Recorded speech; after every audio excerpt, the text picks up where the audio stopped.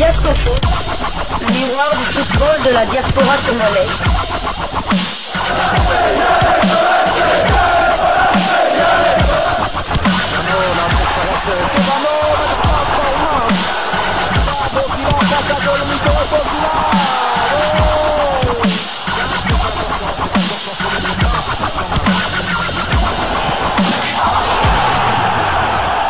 Diasco Foot, le miroir du football de la diaspora congolaise.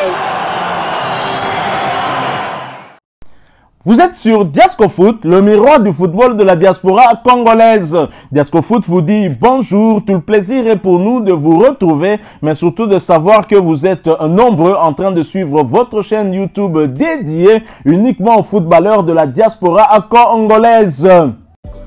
C'est l'heure de partager avec vous quelques news que nous avons pu récolter pour vous, des news concernant certains de nos internationaux ou des binationaux qui se sont illustrés dans leurs clubs respectifs, et cela dans le cadre de cette troisième livraison sportive de ce dimanche 18 août 2024, une livraison que nous débutons par la Suisse, où l'on jouait le premier tour de la coupe. Il n'y a pas eu de miracle pour Princi Nedaz, formation de Ligue Valésiane, lors du premier tour de la Coupe de Suisse. Dans son stade Grand Guette, situé à 1000 mètres d'altitude, le club valaisan s'est incliné 10-0 contre les Young Boys de Berne. Pour les Bernois, c'est la première victoire de la saison, toutes compétitions confondues. Ce succès va-t-il enfin lancer leur saison? Question mark. Meshak Elia était sur le banc avant de faire son apparition à la 60e minute de jeu. Et 3 minutes plus tard, il offrait une passe décisive pour le 9e but de son équipe. Son temps de jeu cette saison est de 369 minutes sur 576 possibles. Il a disputé les 6 matchs de son équipe cette saison. Il a marqué 0 buts, mais a tout de même délivré une passe décisive. C'était lors de ce match de premier tour de la Coupe de Suisse. Prochain rendez-vous, le Young Boys de Berne accueilleront le club turc du Galatasaray le mercredi 21 août dans le cadre de du dernier tour des barrages pour accéder à la Ligue des Champions. Qualification aussi pour le FC Sion de Timothy Fayulu. Le FC Sion a joué à se faire peur lors du premier tour de la Coupe de Suisse.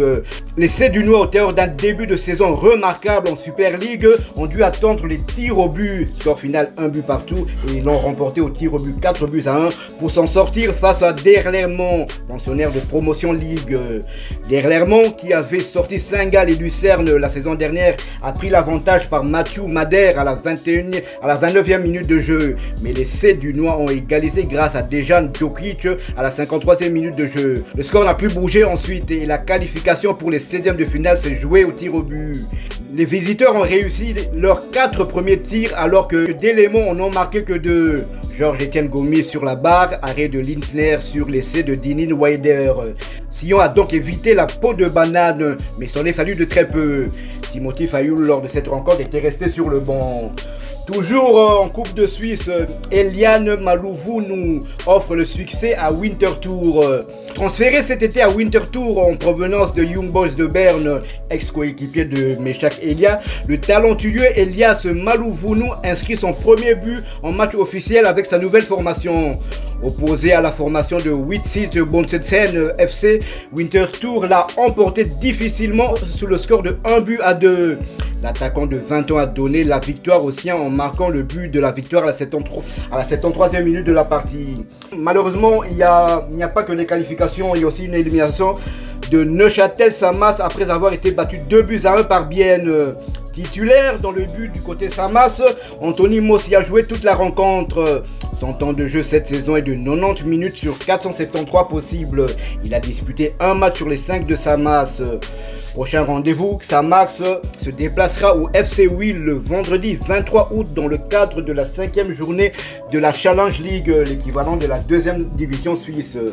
Je suis content pour Elia Meshak avant le prochain rassemblement parce que très clairement il y avait peut-être un petit souci de manque de confiance, mais un peu plus globalement puisque toute son équipe est en difficulté en Super League Suisse, le championnat suisse de première division. Il entre en jeu et il donne une passe décisive lors de cette victoire 0-10. C'est vrai que c'était face à un adversaire faible quand même, mais c'est bon pour leur morale et j'espère que ça va être d'être requinqué pour la suite en championnat. Nous quittons la Suisse et nous allons du côté de l'Hexagone en France où l'on jouait la première journée de la Ligue 1 McDonald's. Batumbisika et l'AS Saint-Etienne battus pour leur première rencontre en Ligue 1 cette saison. Pour son retour dans l'élite, l'AS Saint-Etienne se déplaçait hier soir dans la principauté sur la pelouse de l'AS Monaco. La rencontre s'est soldée par un succès monégasque sur la plus petite des marges. Score final, 1-0. Titulaire en défense centrale comme à son habitude, Dylan Batumbisika a disputé l'intégralité de ce match, le tout premier match de sa carrière en Ligue 1 française d'ailleurs. Dylan Batumbisika voit son temps de jeu porté à 97 minutes sur les 97 minutes possibles. Il participait là donc à son tout premier match et le tout premier de son équipe. Voici par ailleurs les statistiques de l'international congolais lors de cette rencontre. 3 réceptions et 2 tirs bloqués. Et prochain rendez-vous pour Batumbisika et ses coéquipiers, ce sera pour le compte de la deuxième journée du même championnat et la réception du Havre. Ce match est prévu pour le samedi 24 août 2024 sous le coup de 20h heure de Kinshasa, 21h heure de Saké à l'est de la République démocratique du Congo. Toujours en Ligue 1 française et toujours pour le compte de cette première journée, après avoir éliminé Fenerbahçe de José et Mourinho, Ngalael Mukaou et Lille démarrent bien. En effet, le LOSC s'est offert ses 3 premiers points de la saison en allant gagner sur la pelouse du stade de Reims. Score final 0 contre 2. Titulaire pour sa première fois en Ligue 1, Ngalael Mukaou a dû céder sa place à la 72e minute, portant son temps de jeu à 113 minutes sur les 312 minutes possibles. Il a participé à 2 des 3 matchs avec son club. Et prochain rendez-vous pour Lille et Ngalael Mukaou, ce sera pour le compte du barrage aller de qualification pour les phases de groupe de la Ligue des champions européenne et la réception du Slavia Prague, tombeur de l'Union Saint-Gilloise et Noah Sadiki. Et ce match est prévu pour le mardi prochain, le 20 août 2024, sous les coups de 20h heure de Kinshasa, 21h heure de Saké à l'est de la République démocratique du Congo. Toujours en Ligue 1 et toujours pour le compte de cette première journée, sans Chancel Mbemba mise à pied mais toujours sous contrat avec le club, l'Olympique de Marseille remporte son premier match de Ligue 1 cette saison, qui plus est à l'extérieur sur la pelouse du Stade Brestois, équipe qui avait terminé à la 3e place la saison dernière. Score final, 1 contre 5. Mise à pied toujours sous contrat avec l'Olympique de Marseille, Chancel Mbemba n'a donc pas pris part à cette rencontre. Son temps de jeu reste à 0 minutes sur les 97 minutes. Il n'aura participé à aucun match de l'Olympique de Marseille, ni en préparation d'avant-saison, ni en match officiel. Les prochains rendez-vous pour les Marseillais, ce sera pour le compte de la deuxième journée et la réception du stade de Reims. Ce match est prévu pour le vendredi 23 août 2024 sous le coup de 19h45 heure de Kinshasa, 20h45 heure de Saké à l'est de la République démocratique du Congo. Chancel Mbemba dans le dur, hein, c'est clair. Heureusement pour nous, Dylan Batumbisika a du temps de jeu et j'espère que lors du prochain rassemblement, je pense que tous les 2 joueurs seront là. Probablement Dylan Batumbisika pourrait jouer à sa place. Il serait illogique de voir Sébastien Desabre aligner Chancel Mbemba alors que non seulement il n'a pas joué, mais il ne s'entraîne plus également, et donc ça va vraiment être très compliqué. Donc jusque là, si je prends nos 4 défenseurs centraux, c'est-à-dire Chancel Mbemba, Dylan Batumbisika, Enoch Inonga et Rocky Bouchiri, accepte aussi quand même, même s'il est dit comme arrière droit, on ne sait pas comment il pourra l'utiliser. Donc jusque là, il n'y a que... Bon, je parle par rapport au match face... au dernier rassemblement, comme vu que cette journée avait joué à droite, les défenseurs centraux, les 4, seul Dylan Batumbisika a du temps de jeu.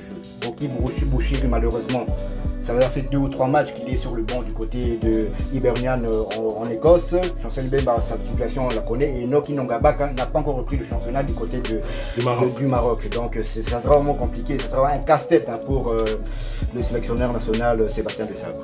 Espérons qu'il puisse trouver une solution. Bon, peut-être remettre Axel Touanzebe dans l'axe ou faire jouer quand même Chancel Mbemba. Je pense qu'une évaluation sera faite dès le prochain rassemblement pour se décider par la suite. Voilà, nous sommes arrivés à la fin de cette 3e livraison sportive de ce dimanche 18 août 2024. Si vous l'avez aimé, laissez-nous un maximum de j'aime. Merci de partager avec nous en commentaire votre point de vue. Abonnez-vous sur cette chaîne Diasco Foot parce que nous sommes le miroir du football de la diaspora congolaise. Et n'oubliez pas d'activer la petite cloche de notification histoire de ne plus rien manquer des prochains sujets que nous allons vous proposer encore une fois. Merci à vous avec espoir de vous retrouver bientôt dans un autre sujet d'actualité. En attendant, portez-vous bien et Diasco Foot vous dit au revoir.